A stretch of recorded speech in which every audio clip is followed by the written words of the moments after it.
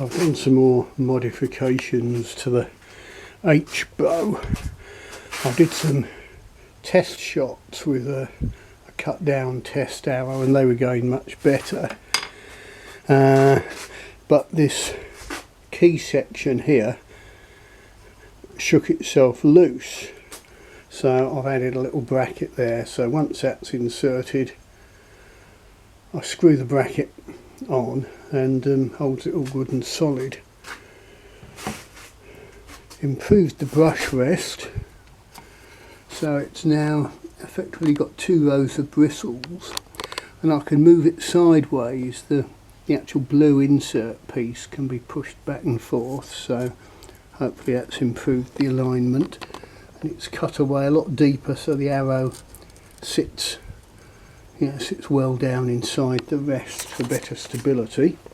Having done that, I could then sort out a knocking point to get the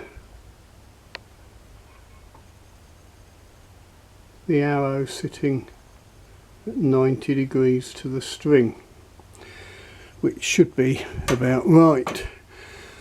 Got a new arrow made up, an old flight arrow that I've just trimmed down. It's probably fatter and heavier than necessary for this bow. Because it's so short, it's not going to flex so much as a longer arrow would. So it could be made much lighter. I haven't bothered with fletchings yet because at these very short test distances, just a few yards in the garage, the fletchings don't have a chance to actually do anything. So anyway, I'll try some test shots and that should be better. I've also been a lot more careful with the shots I have taken not to have the wrist like that and then cock it as I loose, because I found I was tending to push the bow with my hand, with my bow hand, rather than drawing it with my right hand, because it just all feels very weird. But using the shorter arrow and not trying to draw it too far, I could get my technique better and it was flying much nicer. So slow and steady. Oh, and the issue of where the arrow sits here, it looks like it's off centre, but if you think if I just sawed away all this bit of wood, it would then look like it was sitting in the middle. So it's not always obvious quite what's what. But what I did do is I put a long arrow on there, drew the string back and tried to watch if the tip of the arrow was wandering from side to side at all, which it would do if it wasn't pulling back straight. So there's a lot of stuff going on. Other thing I could do is take a leaf out of Clarence N. Hickman's book and have a vertical rod down here as a grip, say a 3/4 inch or 1/2 inch steel rod with a steel sleeve put over it that can rotate, so that you can't actually put any twisting force on the bow because the grip is rotating inside the sleeve, or the sleeve is rotating on the grip, however you want to look at it. Anyhow, it's all slowly getting tuned up and fiddled and fettled.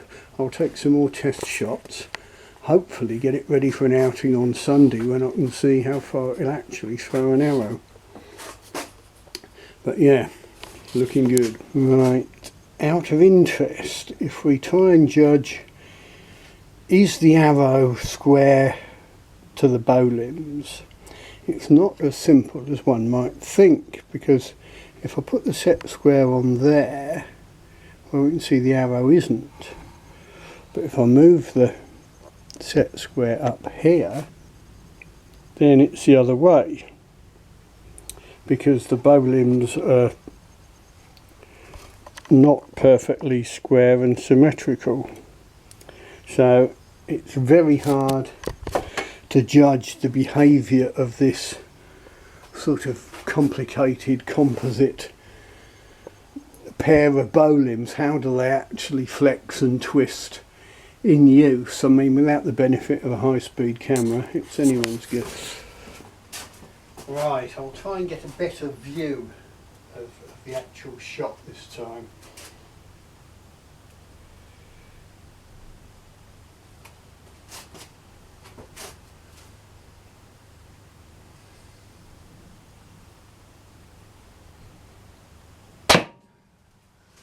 much less shaking as I draw, because I'm not trying to keep the arrow on the rest. Yeah, it's a little bit tricky, and I'm getting the point of the arrow about the rest right to the brush.